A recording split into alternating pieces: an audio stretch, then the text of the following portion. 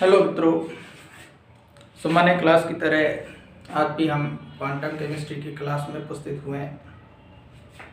आज के इस वीडियो लेक्चर में हमारा टॉपिक है हैमिल्टोनियन ऑपरेटर या केवल हैमिल्टोनियन भी कहा जाता है।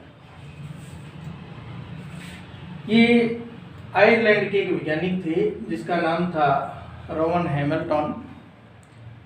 इसी हैमिल्टन की संक्षिप्त फॉर्म एच ली गई और इसके ऊपर सर्कमफ्लेक्स का सिंबल लगाया गया और इस पूरे पैरामीटर का नाम हैमिल्टोनियन ऑपरेटर पड़ा।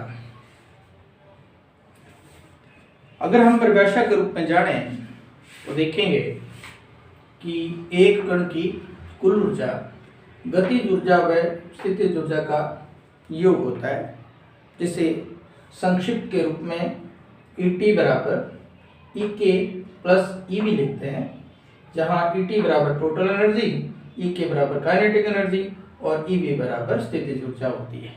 और इस ऊर्जा का मान ज्ञात करने के लिए हैमिल्टन ने एक ऑपरेटर का नाम दिया जो इसी वैज्ञानिक के सम्मान में हैमिल्टन ऑपरेटर कहलाया। इस ऑपरेटर के अनुसार हम लोग H सर्कमफ्लेक्स बराबर minus H cut square upon में 2m dot D square dx square plus v, जहाँ पर पहला पैरामीटर यहाँ से यहाँ तक काइनेटिक एनर्जी को जबकि लास्ट वाला स्थितिज एनर्जी को शो करता है। इस तरह कुल ऊर्जा को एक साथ एक ऑपरेटर के रूप में डिफाइन करना, परिभाषित करना और कैलकुलेट करना हैमिल्टोनियन ऑपरेटर कहलाता है। एक्चुअली क्वांटम केमिस्ट्री में जब न्यूटन मैकेनिक्स शुरू हुई तो इस न्यूटन मैकेनिक्स में एक फार्मूला और वैल्यू चाहिए होती है जिससे इसका मान निर्धारित होता है।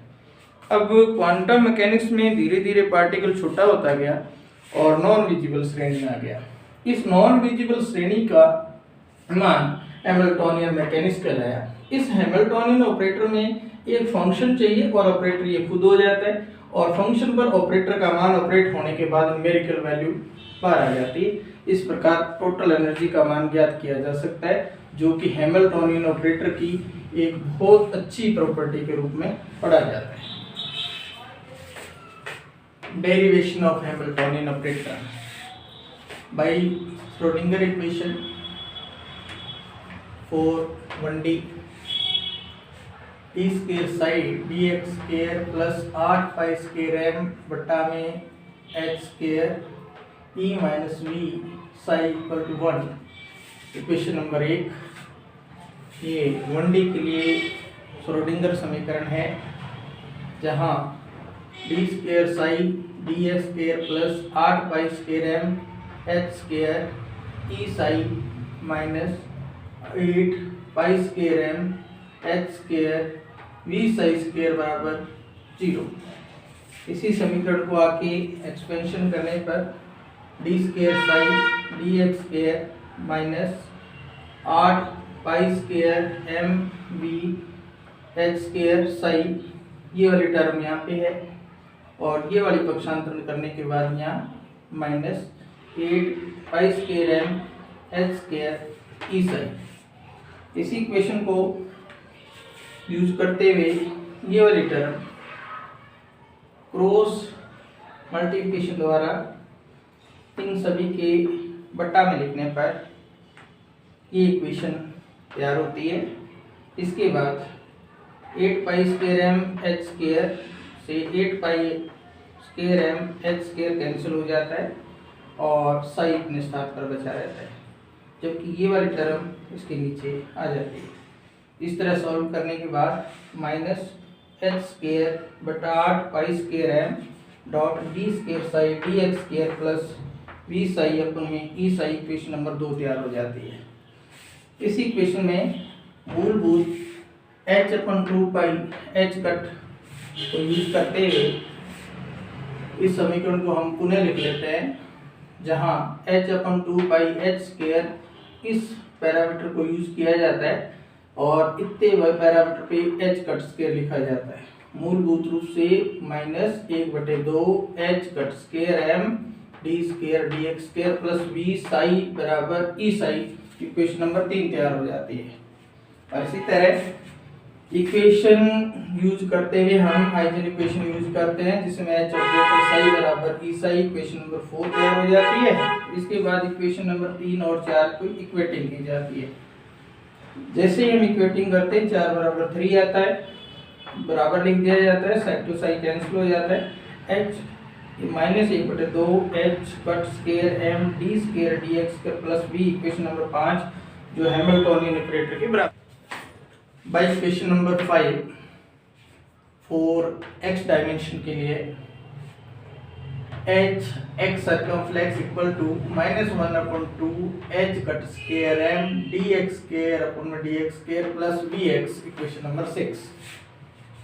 इसी तरह y डायमेंशन के लिए h psi circumflex equal to -1/2 h cut square m dx square बट्टा dy square plus vy। Equation number 7।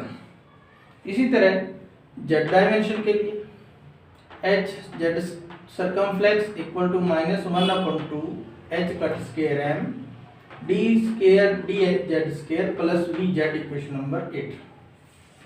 और जब हम 3D की बात करेंगे तो इक्वेशन नंबर 6, 7 और 8 का सम करने पर h circumflex equal to H X circumflex equal to H Y circumflex plus H Z circumflex. ये इक्वेशन नंबर टोटल के लिए तैयार है। अब इक्वेशन नंबर 6, 7 और 8 की वैल्यू इस इक्वेशन में पुट करनी है, जहां एच सर्कमफ्लेक्स बराबर 1/2 H cut square M D Y square D X square plus V X minus 1/2 h cut square m d square dy square plus vy minus 1/2 h cut square m d square dz square plus vz। Equation को solve करने पर h circumflex equal to -1/2 h cut square m d square dx square minus 1/2 h cut square m d square dy minus 1/2 h cut square m d square dz plus vx vy और vz। इस equation में हम लोग -1/2 h cut square m common ले लेते हैं, जहां d square dx square plus d square dy square plus d square dz square bracket में आ जाता है, प्लस v जो कि टोटल स्थितिज ऊर्जा के लिए यूज किया जाता है। इसके बाद h circumflex equal to -1/2 h cut square m और इतने पैरामीटर के स्थान पर यानी d square dx square plus d square dy square plus d square dz square के स्थान पर नेबुला स्क्वायर लिखा जाता है प्लस v ये वाला लिखा जाता है। इस तरह equation number 9 h circumflex equal to 1/2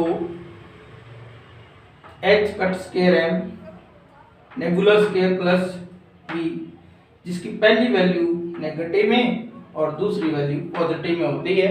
और equation number 9 total Hamiltonian operator calculate करती है।